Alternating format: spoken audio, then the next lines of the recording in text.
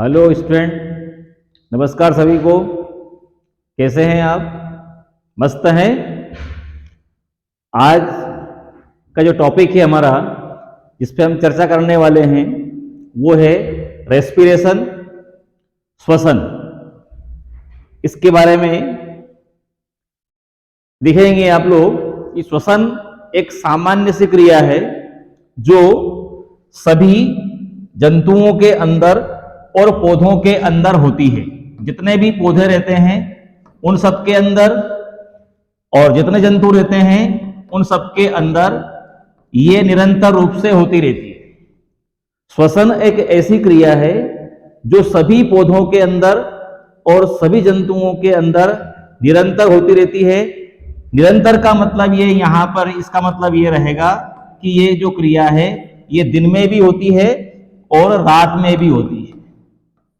दिन रात होने वाली क्रिया है। और ये जो क्रिया है, इस क्रिया में मुख्य रूप से क्या होता है? मुख्य रूप से जो भोज्य पदार्थ रहता है, खास करके कार्बोहाइड्रेट हो सकता है, इसके रूप में हम उपयोग करते हैं ग्लूकोज का।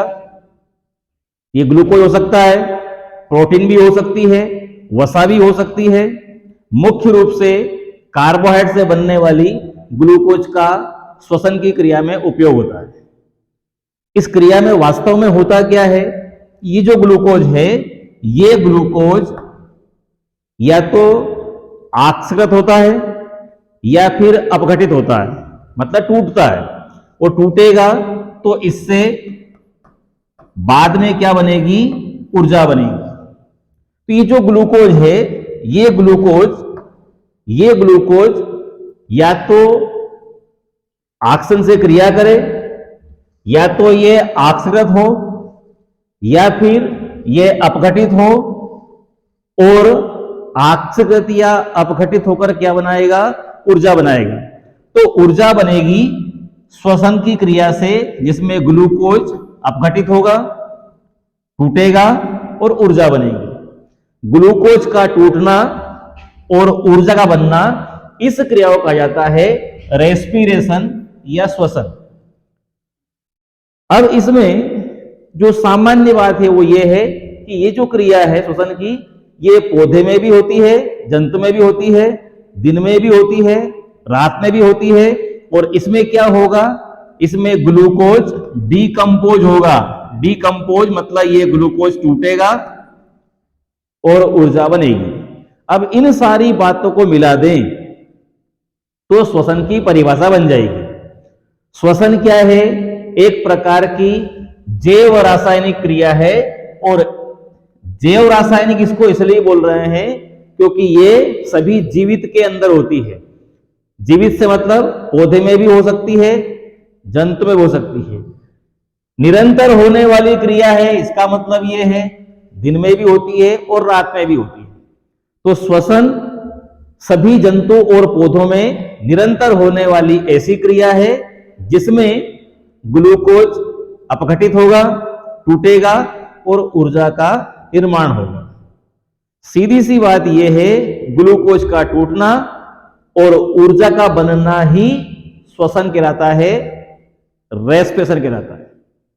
अब हमको एक बात याद रखना है कि ग्लूकोज जब भी किसी कोशिका के अंदर टूटे और ऊर्जा बने, इसका मतलब वो श्वसन है। आगे हम देखेंगे कि जो श्वसन की क्रिया है, इसके प्रकार पर हम चर्चा करेंगे। इसमें जैसे एक समीकरण लिख रहा हूं मैं, C6H12O6, ये ग्लूकोज का फार्मूला है।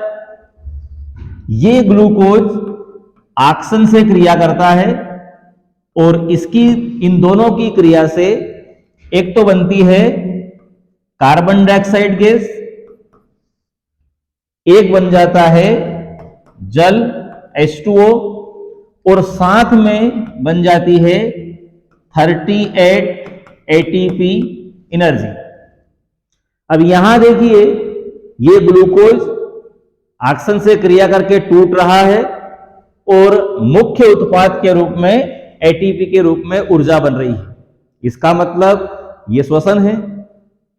एक समीकरण और देखिए, ये ग्लूकोज C6H12O6, ये फार्मूला ग्लूकोज का, ये ऑक्सीजन से क्रिया नहीं करता, बल्कि ऑक्सीजन के अभाव में, ऑक्सीजन की अनुपस्थिति में ये ग्लूकोज टूटता है और ये बनाता है कार्बन डाइऑक्साइड।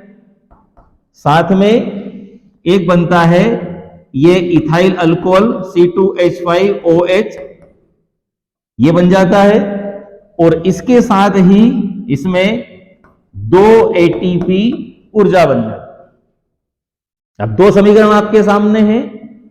ऊपर वाले समीकरण में ग्लूकोज ऑक्सीजन से क्रिया करके कार्बन डाइऑक्साइड, जल और एटीपी के रूप में ऊर्जा बना रहा है।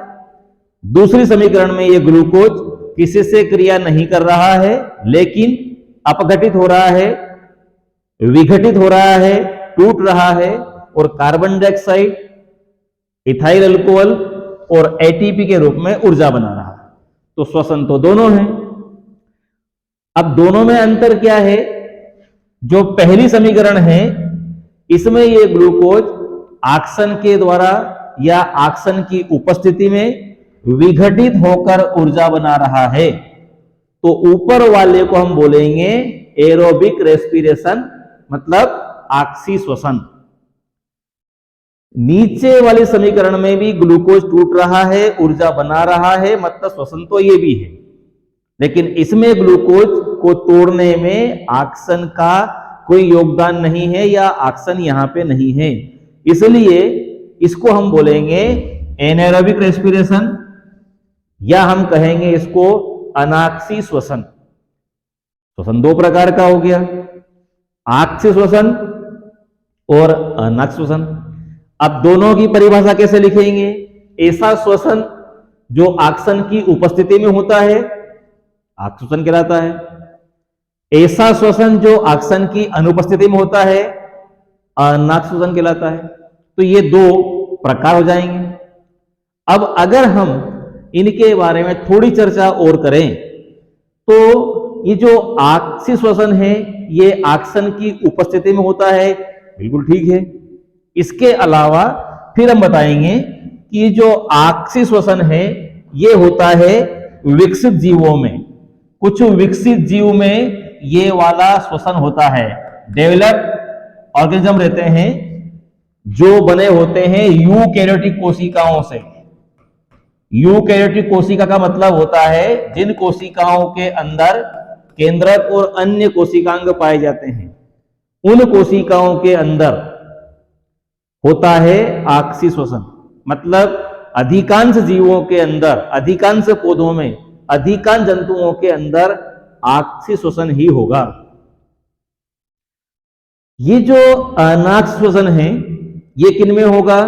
तो ये होगा अविकसित जीवों में, या तो हम ऐसा लिख देंगे ये अविकसित जीवों में होता है, या फिर हम चाहें तो ये लिख सकते हैं कि ये जो श्वसन रहता है ये खास करके प्रोकैरियोटिक कोशिकाओं से बनने वाले जीवों के अंदर होगा। अब प्रोकैरियोट से तो बहुत कम जीव बनते हैं, चाहे तो हम एग्जांपल लिख सकते हैं जो बैक्टीरिया रहते हैं, बैक्टीरिया मतलब जीवाणु, जीवाणुओं के अंदर कौन सा श्वसन होगा? तो उनके अंदर होगा अनाक्सी श्वसन, एनारोबिक रेस्पिरेशन। और भी आप लोग देखें तो ये बता सकते हैं कि जो ऑक्सी श्वसन हो रहा है, इस ऑक्सी श्वसन में ग्लूकोज से क्या बन रहा है? कार्बन डाइऑक्साइड और जल। अनाक्सी श्वसन में ग्लूकोज से क्या बन रहा है? एक तो बन रहा है कार्बन डाइऑक्साइड और एक बन रहा है इथाइल अल्कोहल। जब किसी जीवाणु के अंदर अनाक्सी श्वसन होगा तो क्या बनेगा? ग्लूकोज से कार्बन डाइऑक्साइड और इथाइल अल्कोहल बनेगा। तो हम ये बता सकते हैं कि अंतिम उत्पाद ऑक्सी श्वसन का अंतिम उत्पाद क्या होगा? कार्बन डाइऑक्साइड और जल। और अनाक्सी श्वसन का अंतिम उत्पाद क्या होगा? कार्बन डाइऑक्साइड और इथाइल अल्कोहल। हम चाहें तो ऊर्जा की तुलना भी कर सकते हैं। आक्सीय श्वसन अगर हो रहा है किसी भी जीव के अंदर तो 38 एटीपी एनर्जी, 38 एटीपी ऊर्जा बनती है। इसको हो सकता है बुक में लिखा हो 673 किलो कैलोरी एनर्जी। अनाक्सीय श्वसन में कितनी ऊर्जा बनेगी? 2 एटी बनेगी, या हम इसको लिखते हैं 21 किलो कैलोरी। तो ऊर्जा की तुलना भी कर सकते हैं। अब आगे और देखें तो ये जो आक्सीय श्वसन रहता है ये भी कोशिका में हो रहा है और अनाक्सीय श्वसन भी कोशिका में हो रहा है, परंतु ये जो आक्सीय श्वसन है ये आक्सीय श्वसन होता है कोशिका के अंदर। एक तो होता है ये साइटोप्लाज्म के अंदर, जिसको हम बोलते हैं कोशिका द्रव्य, और कुछ स्टेप होती है इसकी माइटोकॉन्ड्रिया के अंदर। तो आक्सीय श्वसन की जो क्रिया है ये कहां कहां होगी? कोशिका द्रव्य में भी होगी, साइटोप्लाज्म में भी होगी और माइटोकॉन्ड्रिया में भी होगी। और जो अनाक्सीय श्वसन है वो तो हो रहा है प्रोकैरियोटिक कोशिकाओं के अंदर, और प्रोकैरियोटिक कोशिका में तो माइटोकॉन्ड्रिया होता ही नहीं है। तो इसलिए ये जो अनाक्सीय श्वसन होगा वो होगा केवल जीव द्रव्य के अंदर, जिसको हम बोलते हैं प्रोटोप्लाज्म। अब यहां पे मैंने बहुत सारी बातें बताई आपको, इसमें हो सकता है कंफ्यूजन हो आप लोगों को। मैंने बताना चाह रहा था मैं आप लोगों को कि आक्सीय श्वसन और अनाक्सीय श्वसन होता क्या है। जो ऑक्सीजन की उपस्थिति में होता है वो आक्सीय श्वसन, जो ऑक्सीजन की अनुपस्थिति में होता है वो अनाक्सीय श्वसन। अब कभी कभी क्या होता है, प्रश्न पूछ लेते हैं difference between aerobic and anaerobic respiration. प्रश्न ऐसा पूछते हैं आक्सीय श्वसन में और अनाक्सीय श्वसन में अंतर क्या है। तो अंतर कैसे लिखेंगे, ये समीकरण दोनों याद रहेगी तो आप आसानी से 4 या 5 अंतर लिख पाएंगे। अंतर के लिए हेडिंग क्या क्या हो सकता है? तो अंतर के लिए हेडिंग ये है हमारे पास। प्रश्न क्या है? प्रश्न है आक्सीय श्वसन और अनाक्सीय श्वसन में क्या अंतर है। तो अब हमारे पास यहां पे हम क्या करेंगे, हम चाहे तो यहां पे 2 कॉलम बना सकते हैं। एक तरफ लिख देंगे आक्सीय श्वसन एरोबिक रेस्पिरेशन, और दूसरे कॉलम में लिख देंगे अनाक्सीय श्वसन। अनाक्सीय श्वसन जिसको हम बोलते हैं एनाएरोबिक रेस्पिरेशन, आक्सीय श्वसन और अनाक्सीय श्वसन। अब इसमें हमने ये हेडिंग बना रखे हैं, कुछ पॉइंट बना रखे हैं जिससे हमको ये दोनों में अंतर आसानी से याद हो जाएगा। अंतर क्या हो सकता है इन दोनों में? पहला है समीकरण का, तो समीकरण दोनों की हमको मालूम है। इसकी समीकरण में क्या लिखते हैं हम लिखते हैं C6H12O6 plus 6O2 is equal to क्या बनेगा, 6CO2 plus 6H2O plus 38 ATP energy. ये समीकरण हमको पहले से आती है, ये श्वसन आक्सीय समीकरण है। इसके बाद इसकी समीकरण क्या होगी, तो इसमें हम क्या लिखते हैं, ये ग्लूकोज C6H12O6 ये ऑक्सीजन से क्रिया नहीं करता और ऑक्सीजन के अभाव में ही टूट जाता है। क्या क्या बनाता है, ये बनाता है कार्बन डाइऑक्साइड, ये बनाता है इथाइल अल्कोहल और ये बनाता है 2 ATP ऊर्जा। अगर ये दोनों समीकरण याद है तो कुछ तो आपको याद हो ही जाएगा। फिर लिखा है इसमें दूसरा पॉइंट लिखा है ऑक्सीजन, मतलब कौन सा श्वसन जिसमें ऑक्सीजन का उपयोग होता है, तो इसमें लगा देंगे ऑक्सीजन में ऑक्सीजन का उपयोग होता है, अनाक्सीय श्वसन में ऑक्सीजन का उपयोग नहीं होता या ऑक्सीजन नहीं पाई जाती। तीसरा पॉइंट है ऑक्सीकरण। अब ऑक्सीकरण तो हो ही रहा है इसमें और इसमें नहीं हो रहा है, पर हम इस पॉइंट का उपयोग ऐसे करेंगे कि इस श्वसन में जो ऑक्सीय श्वसन है इसमें ग्लूकोज का पूर्ण ऑक्सीकरण होता है। ग्लूकोज का पूर्ण ऑक्सीकरण होता है किसमें? ऑक्सी श्वसन में।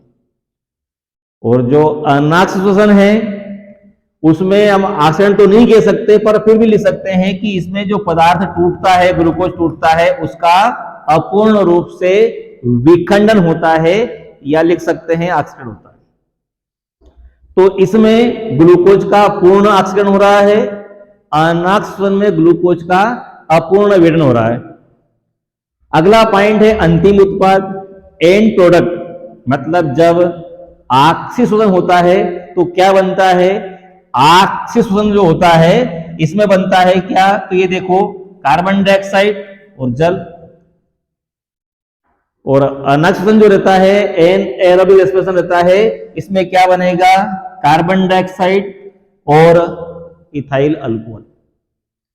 और देखिए ऊर्जा की मात्रा, तो ये ऊर्जा की मात्रा भी हमको मालूम है, इसमें कितनी ऊर्जा बनती है?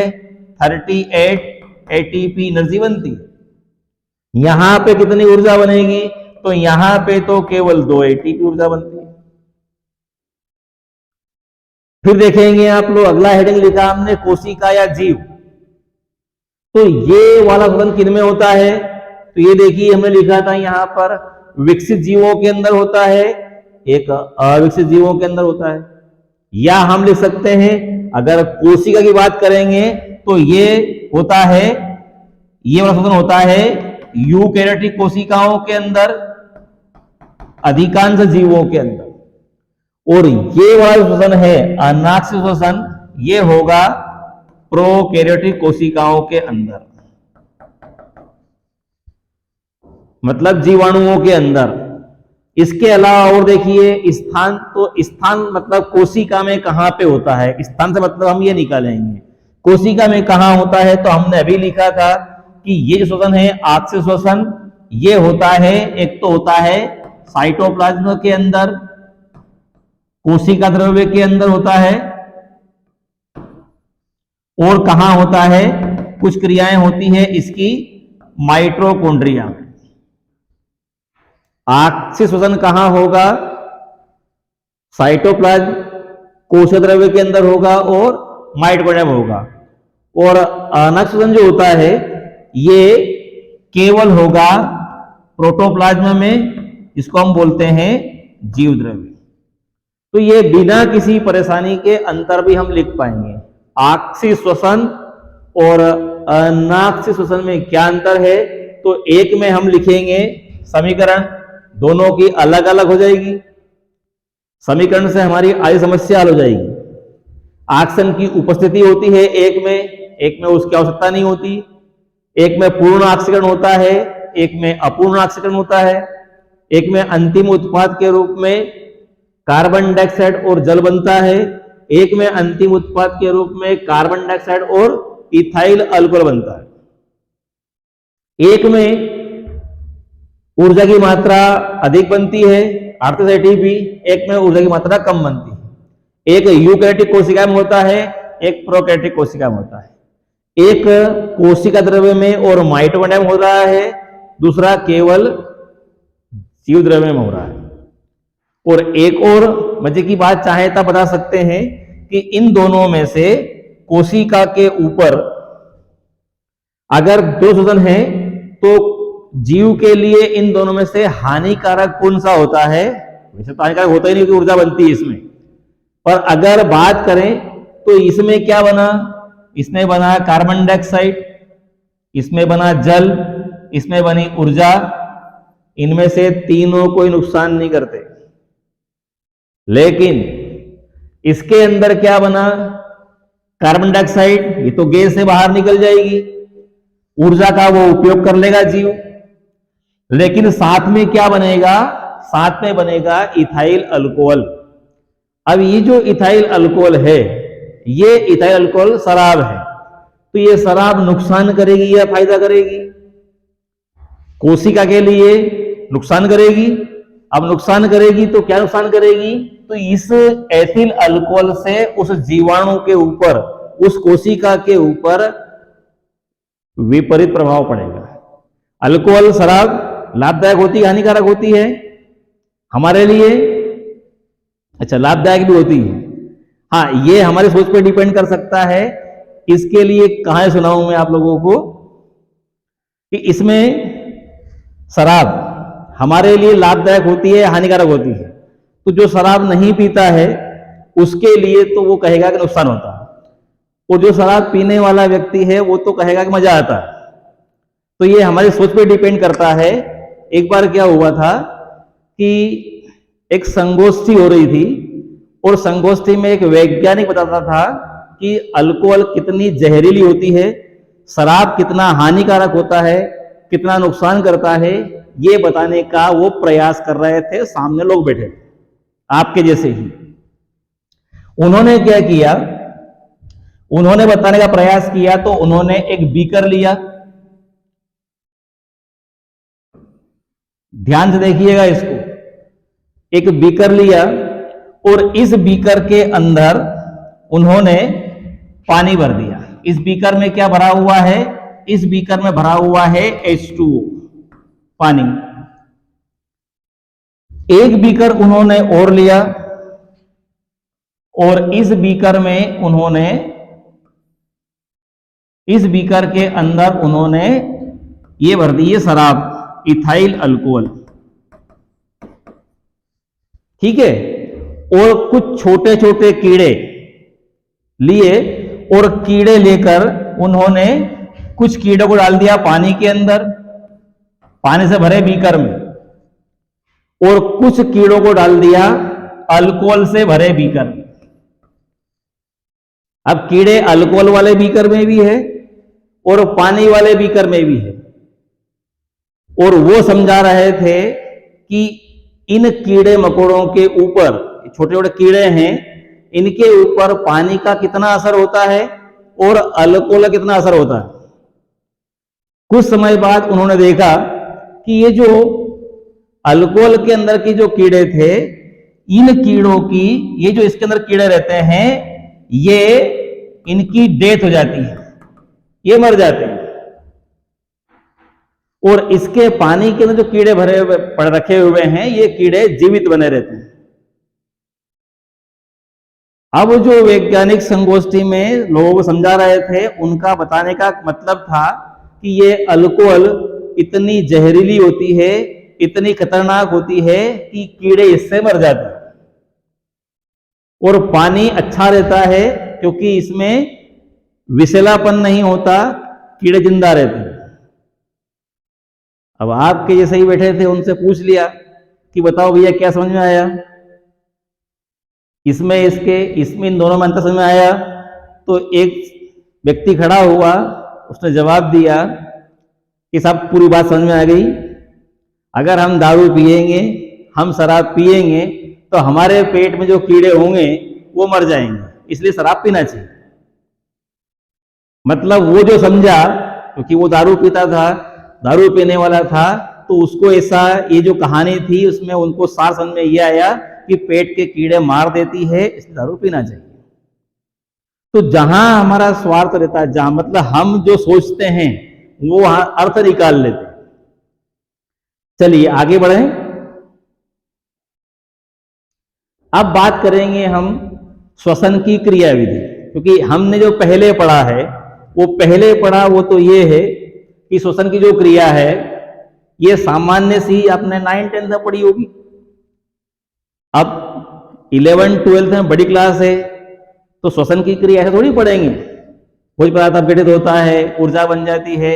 अब 11-12 में तो बड़ी क्लास में तो फिर हमको इसको डिटेल में पढ़ना पड़ेगा। तो जो श्वसन की क्रियाविधि है, क्रियाविधि समीकरण तो एक ही है, और वो समीकरण आपने पढ़ी है। समीकरण में हमने देखा है कि ग्लूकोज ऑक्सीजन से क्रिया करता है, और ग्लूकोज ऑक्सीजन से क्रिया करके कार्बन डाइऑक्साइड, जल और ऊर्जा बनाता है। पर यह इतनी आसानी से नहीं होगी। डिटेल में पढ़ने के लिए हमको पढ़ना पड़ेगी श्वसन की क्रियाविधि, और क्रियाविधि आपके सामने है, बड़ी सरल सी है, आसान है। आज हम इसका केवल बेसिक ही पढ़ेंगे, हल्का सा। क्रिया कहां कहां होती है और किस प्रकार से होती है, कौन कौन से इसमें पद रहते हैं, वो हम पढ़ने जा रहे हैं। तो जो श्वसन की क्रियाविधि है उसमें 3 स्टेप रहती है, एक ग्लाइकोलिसिस, एक क्रेब्स साइकिल और एक इलेक्ट्रॉन ट्रांसपोर्ट सिस्टम। ये क्रियाविधि है। जो ग्लूकोज को हम ऑक्सीजन के द्वारा तोड़ते हैं, CO2 बनती है, H2O बनता है, ऊर्जा बनती है, वो इतनी आसानी से नहीं बनेगी। उसको, उस ग्लूकोज को, उस श्वसन की क्रिया को इन पदों से होकर गुजरना पड़ेगा। तो सबसे पहले हम ये देखेंगे ग्लाइकोलिसिस क्या होता है, क्रेब्स साइकिल क्या होता है और इलेक्ट्रॉन ट्रांसपोर्ट सिस्टम क्या होता है। एक एक करके हम इसको पढ़ रहे हैं। सबसे पहले ये देखें कि जैसे मान लो एक कोशिका है, ये पूरी कोशिका बना रहा हूं मैं, ये कोशिका है और इस कोशिका के अंदर ये क्रिया हो रही है। इस कोशिका के अंदर ये बना दिया हमने कोशिका का केंद्रक, और इसके अलावा एक बना देंगे हम कोशिका के अंदर, ये बना देंगे माइटोकॉन्ड्रिया। तो ये माइटोकॉन्ड्रिया है, ये केंद्रक है, और ये पूरा जो काले रंग से बना दिया हमने, बना हुआ है ये पूरा है साइटोप्लाज्म। अभी हमने पढ़ा था कि आंख श्वसन की जो क्रिया है उसकी कुछ स्टेप होती है साइटोप्लाज्म के अंदर और कुछ स्टेप होती है माइटोकॉन्ड्रिया के अंदर। तो कौन सी स्टेप होगी उसको हल्का सा हम पढ़ रहे हैं अभी। पहली क्रिया है ग्लाइकोलिसिस। अब शुरुआत कहां से करते हैं हम? शुरुआत करते हैं हम ग्लूकोज से। तो सबसे पहले तो देखो कि ये ग्लूकोज है C6H12O6। ये ग्लूकोज कहां पे है? साइटोप्लाज्म के अंदर। ये ग्लूकोज साइटोप्लाज्म के अंदर टूट जाता है। इस ग्लूकोज से साइटोप्लाज्म के अंदर बनेगा पायरुविक एसिड, और पायरुविक एसिड के एक अणु में 3 कार्बन रहते हैं। तो हम बता सकते हैं कि 3 कार्बन वाला बनेगा, इसके 2 अणु बन जाएंगे। पायरुविक अम्ल के 2 अणु बन जाएंगे। ग्लूकोज के एक अणु में 6 कार्बन रहते हैं, तो ये ग्लूकोज का एक अणु टूटेगा, पायरुविक अम्ल के 2 अणु बन जाएंगे। ग्लूकोज के एक अणु से पायरुविक अम्ल के 2 अणु बनने की जो क्रिया है इसको कहा जाता है ग्लाइकोलिसिस। और ये कहां हो रही है? देखो कोशिका में कहां हो रही है? ये कोशिका में हो रही है साइटोप्लाज्म के अंदर। ये कहां हो रही है? साइटोप्लाज्म के अंदर। तो ग्लाइकोलिसिस की परिभाषा क्या होगी? ग्लूकोज के एक अणु से पायरुविक अम्ल के 2 अणु बनने की क्रिया ग्लाइकोलिसिस कहलाती है। और ये कहां हो रही है? साइटोप्लाज्म में। ऑब्जेक्टिव में प्रश्न पूछते हैं, प्रश्न ये पूछते हैं ग्लाइकोलिसिस कहां होता है? माइटोकॉन्ड्रिया में होता है, साइटोप्लाज्म में होता है, गोल्जी बॉडी में होता है। तो हमारा उत्तर क्या होगा? साइटोप्लाज्म। और क्या बनेगा इसमें? तो हम चाहें तो यहां भी कह सकते हैं ये जो ग्लूकोज है, इस ग्लूकोज से क्या बनाया हमने? Pyruvic acid. ग्लूकोज से पायरुविक एसिड बनने की क्रिया ग्लाइकोलिसिस कहलाती है। अब थोड़ा इसमें ऐड करना है, ग्लूकोज का एक अणु है, पायरुविक अम्ल के 2 अणु हैं। तो ग्लूकोज का एक अणु टूटेगा, पायरुविक अम्ल के 2 अणु बन जाएंगे। कहां पे टूटेगा? साइटोप्लाज्म में। तो ग्लाइकोलिसिस की परिभाषा क्या होगी? कोशिका के साइटोप्लाज्म में, कोशिका के साइटोप्लाज्म में या कोशिका द्रव्य में ग्लूकोज के एक अणु से पायरुविक अम्ल के 2 अणु बनने की क्रिया ग्लाइकोलिसिस कहलाती है। अब ये क्रिया कैसे होगी? कैसे होगी, कितनी स्टेप में होगी, ये बताने की प्रयास किया था 3 वैज्ञानिक ने। एक का नाम था एम्बडन, एक का नाम था मेयरहाफ, एक का नाम था पार्नास। ये 3 वैज्ञानिक के नाम के पहले पहले अक्षर ले लिए। ई मतलब एम्बडन, एम मतलब मेयरहाफ, पी मतलब पार्नास। एम्बडन, मेयरहाफ और पार्नास, इन 3 वैज्ञानिकों ने ग्लाइकोलिसिस की क्रिया की खोज की थी। बताया था कि कैसे ग्लूकोज से पायरुविक अम्ल बनता है। इसलिए इस ग्लाइकोलाइसिस को ईएमपी पथ या ईएमपी पथवे भी कहा जाता है, एक रास्ता है। और इसमें ध्यान की बात यह है कि ये जो तीर लगे हुए हैं ये रिवर्सिबल के हैं, मतलब ग्लूकोज से पायरुविक अम्ल तो बन ही रहा है, पर आवश्यकता होगी तो पायरुविक अम्ल से ग्लूकोज ही बन जाएगा। पर हम श्वसन में क्या बनाएंगे? ग्लूकोज से पायरुविक अम्ल। क्रिया कहां हो रही है? साइटोप्लाज्म में। किससे क्या बन रहा है? ग्लूकोज के एक अणु से पायरुविक अम्ल के 2 अणु बन रहे हैं। किसने खोज की थी? एम्डन, मेयरहाफ, पार्नास। आगे क्रिया देखिए। दूसरा होता है, स्टार्ट होता है क्रेब्स साइकिल। जो क्रेब्स साइकिल है, ये क्रेब्स साइकिल में बताएंगे। अभी हमने ऊपर साइटोप्लाज्म में क्या बना दिया है? Pyruvic acid. अब ये पायरुविक अम्ल क्रेब्स चक्र के लिए कहां जाएगा?